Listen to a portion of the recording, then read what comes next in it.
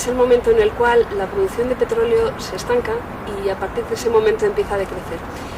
Esto no quiere decir que nos quedemos sin petróleo, no quiere decir que no haya reservas de petróleo, sino significa que a partir del momento en que se produce el pico, la extracción de petróleo tiene que ser forzosamente más lenta.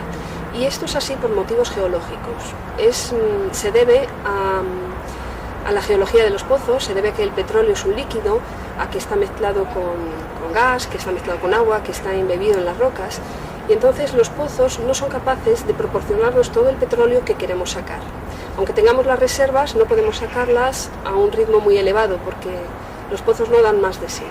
Y por mucho que intentemos invertir en nuevas tecnologías o por muy caro que sea el precio del petróleo, no se puede extraer más rápido. Se suele pensar que cuando tengamos problemas con el petróleo o con los combustibles fósiles, la tecnología será capaz de sustituir estos combustibles con otras energías. Pero ahora mismo eso no es posible. No es posible porque no tenemos los sustitutos adecuados a tiempo. No los tenemos ya desarrollados. Y el pico del petróleo lo tenemos ahora. Desarrollar tecnologías nuevas nos puede llevar 10, 20 años y no tenemos las tecnologías que nos lo sustituyan. Existen sustitutos al petróleo que podemos utilizar ahora mismo, pero los sustitutos que existen son mucho peores desde el punto de vista técnico y están muy limitados. Por ejemplo, los dos más inmediatos son los biocombustibles y el coche eléctrico, el vehículo eléctrico. Los biocombustibles se pueden utilizar directamente en nuestros motores de explosión convencionales, pero requieren una cantidad de tierras enorme. Por ejemplo, si sustituimos el 10% del petróleo que se consume en la Unión Europea por biocombustibles, necesitaríamos utilizar una décima parte de las tierras arables del planeta. Y son tierras fértiles y tierras fértiles de buena calidad.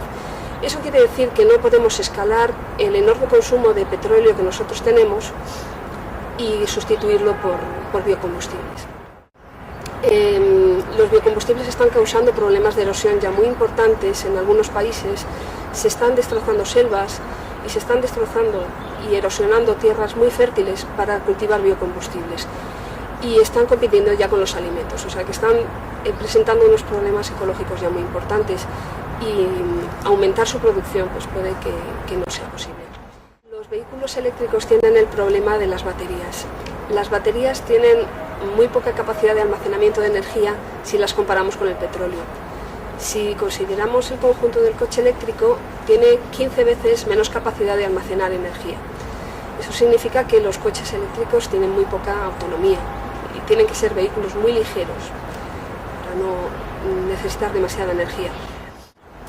Los vehículos eléctricos requieren baterías que tienen metales raros. Por ejemplo, las baterías que ahora mismo se están utilizando tienen litio y el litio es muy escaso. Entonces, si no es posible, por ejemplo, tener la cantidad de coches que ahora tenemos en el mundo y que fueran todos eléctricos.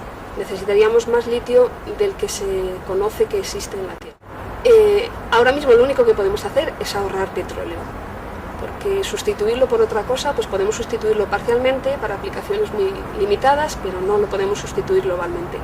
Entonces lo que tenemos que ir es a ferrocarriles, a autobús público, a transporte colectivo, bicicletas, cambiar la movilidad, cambiar los patrones de comercio internacional que a veces son demenciales, que nos hacen mover mercancías por todo el planeta de una forma que no tiene ninguna lógica. Y eso sí que podemos hacerlo, el ahorro puro y duro, pero sustituirlo técnicamente ahora mismo no podemos.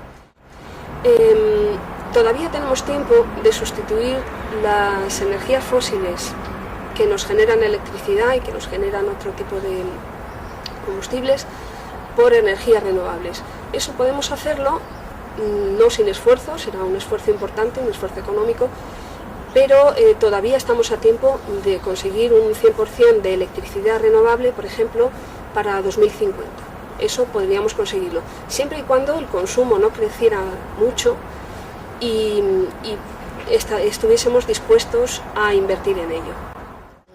El proyecto de Desertec es un proyecto que ha impulsado sobre todo Francia y que consiste en llenar el Magreb, el norte de África y la vertiente sur del Mediterráneo de centrales para generar electricidad que después se vendería a Europa. Inicialmente Sarkozy pensaba construir centrales nucleares, pero últimamente ha cambiado de idea y ha pensado en poner centrales termosolares, o sea, solar termoeléctrica, no fotovoltaica, termoeléctrica, porque la verdad es que la eficiencia y el precio de la solar termoeléctrica ahora mismo es más competitivo que el de la nuclear y tiene menos problemas, sobre todo de cara al futuro por el suministro del uranio y bueno, pues también por la peligrosidad y los costes que son muy competitivos en el caso de la termoeléctrica. Es un proyecto muy megalómano, consiste en producir la electricidad muy lejos de donde se va a consumir, con lo cual requiere enormes infraestructuras de transporte eléctrico que probablemente lo encarezcan mucho. Entonces, pues no se sabe hasta qué punto será viable este tipo de proyectos tan megalómanos o no lo serán, pero es una opción. Cuando uno ve la historia de los estudios sobre los límites del crecimiento, se pregunta por qué no hemos dejado de crecer.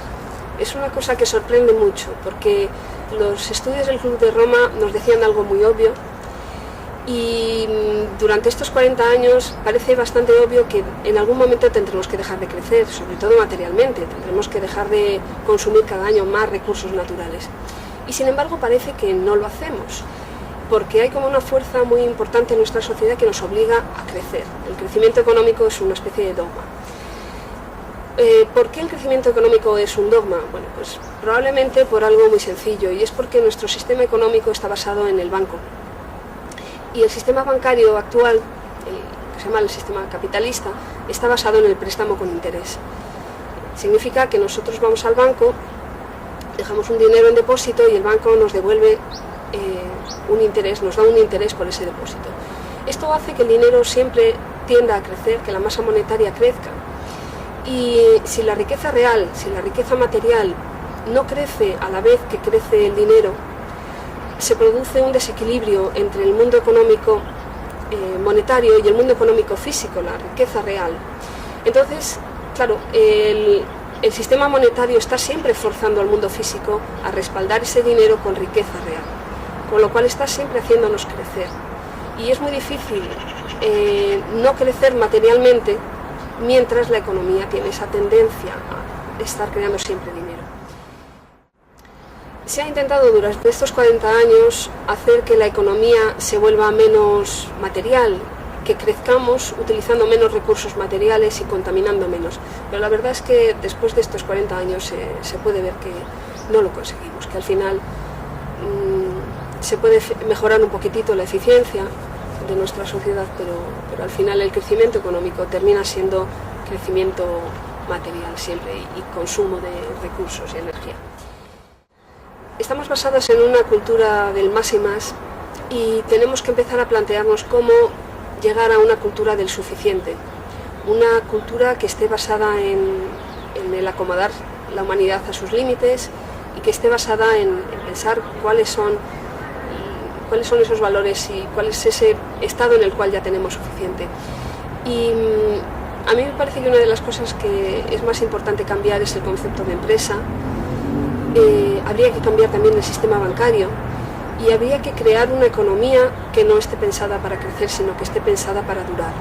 Y a partir de ahí también tendremos que trabajar en los valores y en la organización de la sociedad para hacer posible esa sociedad del suficiente.